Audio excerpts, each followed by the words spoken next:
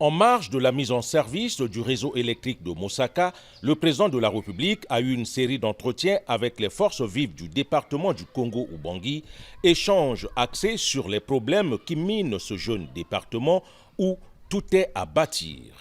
Ouvrant le bal, les représentants des sages et notabilités de ce département ont renouvelé leur gratitude au chef de l'État. Nous l'avions remercié pour nous avoir mis dans la lumière.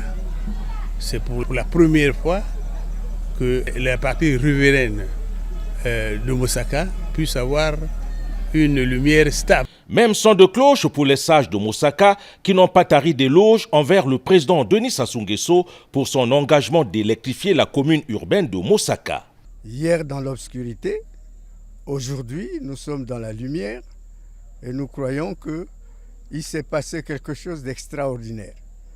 On ne pouvait pas se taire et nous sommes venus pour apporter le témoignage que tous les notables, ceux qui ont vécu longtemps dans l'obscurité, à travers nous, ont décidé de remercier le président qui a tenu sa promesse. Dans la foulée, le clergé de la paroisse Notre-Dame de Mosaka, porteur d'un message de paix et d'encouragement de Monseigneur Gélas Armel Kema, archevêque métropolitain de Wando, a complimenté le chef de l'État pour son œuvre de construction du pays. C'est vraiment un rêve pour certains. Si les morts pouvaient revenir pour voir Mosaka aujourd'hui éclairé 24 heures sur 24, je ne sais pas comment lire et décrire leur degré de joie et d'appréciation. De notre côté, l'Église, on ne sait que soutenir et bénir le chef de l'État qui continue toujours dans cette lancée et dynamique afin de moderniser, comme il dit, d'accélérer les projets. Notre contrée qui est la Venise du Congo, la ville de Mosaka. Faire un plaidoyer pour les difficultés que rencontre le monde d'eau pour son existence, tel est l'objet de la rencontre entre l'association du monde d'eau et le président de la République, Denis Sassou Nguesso. Nous nourrissons le pays à partir de la production des produits de pêche.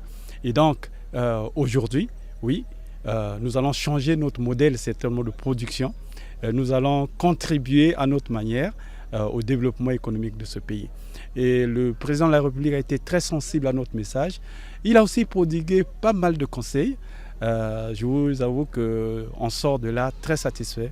Les femmes du Congo-Ubangi, quant à elles, sont venues transmettre au chef de l'État un message de reconnaissance et d'espérance. Enfin, les parlementaires ne sont pas restés à l'écart de cette série de rencontres. Ils se sont engagés avec les autres forces vives pour adresser leurs sincères félicitations au président de la République, Denis Sassou Nguesso, pour avoir sorti Mosaka à la fois de l'eau et de l'obscurité.